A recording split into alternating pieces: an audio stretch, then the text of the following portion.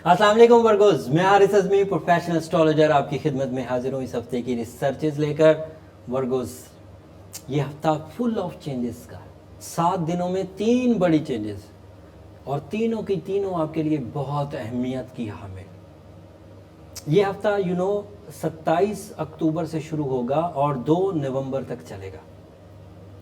जो पहली तब्दीली है वो 3rd हाउस में नया चांद होगा रबीउल अव्वल का 29 अक्टूबर को। इस नए चांद का 3rd हाउस में होना आपके और अजीज़ व अकारब के दरमियान गैप को कम करेगा। गेट टुगेदर्स बढ़ेंगी, एक दूसरे की ज़रूरत महसूस होगी और एक दूसरे के लिए मदद के इजाफे के लिए जज्बाती कैफियत बढ़ेंगी।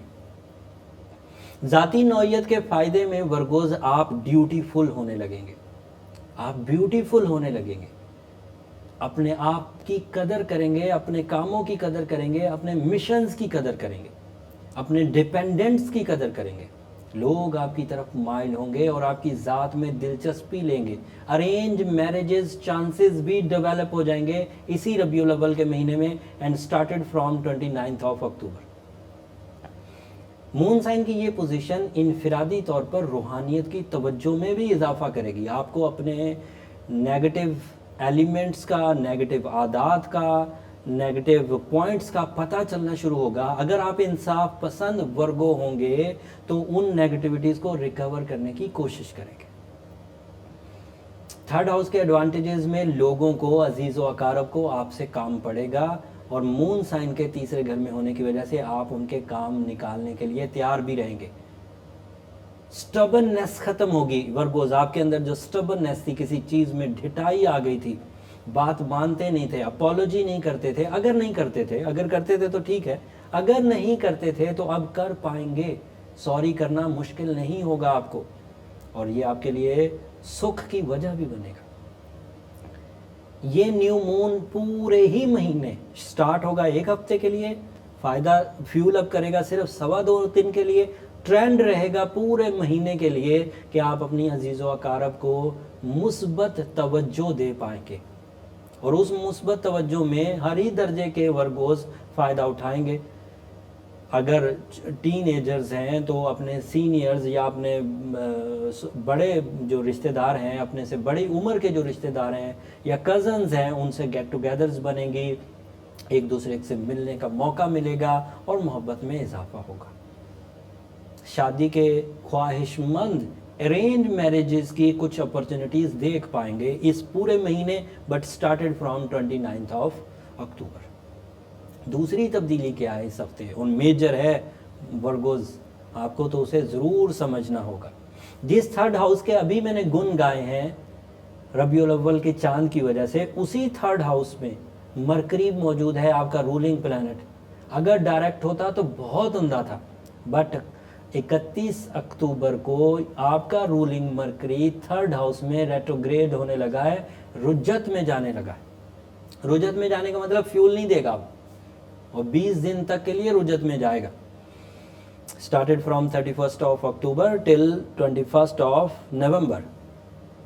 तीसरे घर में अगर मरकरी रेट्रोग्रेड हो तो जहनी कोफ्त में इजाफा होगा। एक तरफ चांद जो आपके लिए ग्रोथ, जज्बात, इमोशन, अटैचमेंट्स, लव, प्लेजर उसकी वजह बन रहा है, उसी जगह पर जहनी उलझन की वजह वाला सितारा, जहन का सितारा उलझन की वजह बनेगा रेट्रोग्रेशन की वजह से। जब आप बात करेंगे तो सामने वाला उस बात को चालाकी में लेगा और है भी रिलेशनशिप के घर में, अजीज़ व अकारब के घर में, तो ऐसा सम टाइम पॉसिबल हो पाएगा, some time not every time, इन 20 दिनों में, कि आप भलाई का काम करें लेकिन सामने वाला आपको अप्रिशिएट ना करे। तो नेकी कर और दरिया में डाल वाले कॉन्सेप्ट से आप आगे बढ़ते जाइए, क्योंकि खराबी आपके साथ है, रिश्तेदारों के साथ नहीं है। रेट्रोग्रेशन और मरकरी आपका चल रहा है, रिश्तेदारों का तो नहीं चल रहा। तो आपको ये समझना है कि उसने अप्रिशिएट नहीं करना, उसने प्यार से इजहार नहीं करना, और फिर इसमें कोई लेवल ऑफ डिजास्टर प्रोड्यूस नहीं होगा। उसकी अब वजह बयान करने लगा हूं, क्योंकि इसी तीसरे घर में सूरज भी मौजूद है जो 3rd हाउस की नेगेटिविटीज़ को बहुत हद तक बैलेंस कर देगा। तो ग्रुप ऑफ 3 प्लैनेट्स में से 2 पॉजिटिव हुए और 1 नेगेटिव हुआ। चांद पॉजिटिव हुआ, सूरज पॉजिटिव हुआ, मरकरी रेट्रोग्रेड होने की वजह से नेगेटिव हुआ। अगर ग्रुप ऑफ 3 प्लैनेट्स हो, 2 पॉजिटिव हो और 1 नेगेटिव हो, तो कौन जीतेगा? जाहिर बात है 2 ही जीतेंगे। तो 2 मुस्बत हैं, जीतेंगे 2 ही। लेकिन फिर भी इस एक की नेगेटिविटी को आप इग्नोर नहीं कर सकते। आपको अपना तर्ज गुफ्तगू मोहतात रखना होगा, प्लेजेंट रखना होगा, आर्टिफिशियली प्लेजेंट रखना होगा, और साथ में अक्लमंदी का मुजाहरा करते हुए, रूहानी तर्ज को अपनाते हुए, कुर्बानी के तर्ज को अपनाते हुए अपनी रिश्तेदारी, अपने अजीज़ व अकारब की वेलफेयर के इक़दाम करते रहिए। सो वीनस के चौथे घर की इस पोजीशन की वजह से आपको पब्लिकली बहुत सपोर्ट मिलेगी। रिश्तेदारी की सपोर्ट मैंने चांद के एतबार से आपको पहले बता दी, रिश्तेदारी की सपोर्ट मैंने सूरज के एवज आपको पहले बता दी।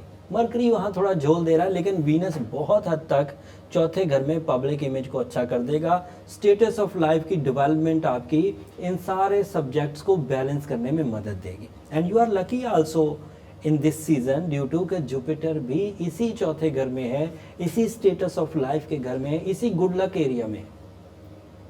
सो आपकी खुशियाँ बड़ी वाज़ेह होंगी, आपकी कामयाबियां बहुत वाज़ेह होंगी। और मैंने ये बात भी आपको बयान की थी पिछली वीडियो में कि जब बहुत वाज़ेह किस्म की कामयाबियां सामने आने लगें तो हासदीन के हसद में भी इजाफा हो जाया करता है। इसलिए गैर ज़रूरी तौर पर अपनी कामयाबियों का ढंढोरा ना पीटें, ज़्यादा शोर ना मचाएं जब तक कि कामयाबी मुकम्मल तौर पर आपको मुयस्सर ना आ जाए।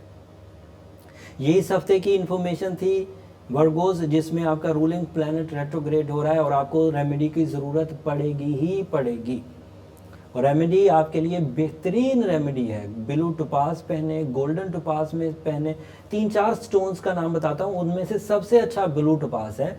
ब्लू टोपाज पहने, गोल्डन टोपाज पहने, रूबी पहने, कोई भी एक पहने 8 कैरात का। साथ में सूरह शम्स डेली बेसिस पर 22 नवंबर तक तो ज़रूर कंसीडर करें। बाकी इसे ज़्यादा पढ़ना आपके लिए और मौजू रहता है, सोन आगे और लंबे पीरियड के लिए।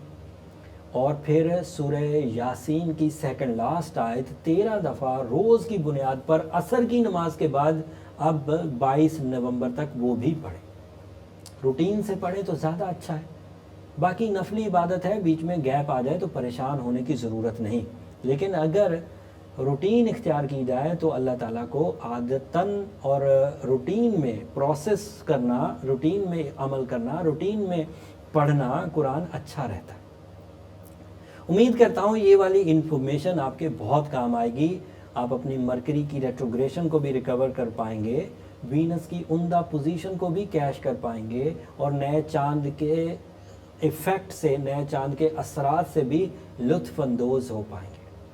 और जब आप इन सब चीज़ों को अपनी ज़िंदगी में इस इन्फॉर्मेशन के एवज़ हासिल कर पाते, ज़िंदगी तो पहले भी गुजर रही थी ना वर्गोस, लेकिन ये नहीं पता था कि वीनस कहाँ है, नया चांद किस जगह पर होगा, मरकरी कब रेट्रोग्रेड होगा, कब फ्यूल आना शुरू होगा, कब फ्यूल। यही सिर्फ एक एस्ट्रोलॉजर की ड्यूटी थी कि वो आपको इस कैलेंडर को समझा दे कि चांद पूरा कब हो रहा है, कहाँ पर हो रहा है, क्या फ़ायदा देगा। मैंने अपनी ड्यूटी पूरी कर दी और आपसे दुआओं की तलब करता हूँ, आपसे दुआएं तलब करता हूँ। आपकी दुआएं मेरे लिए बहुत कीमती।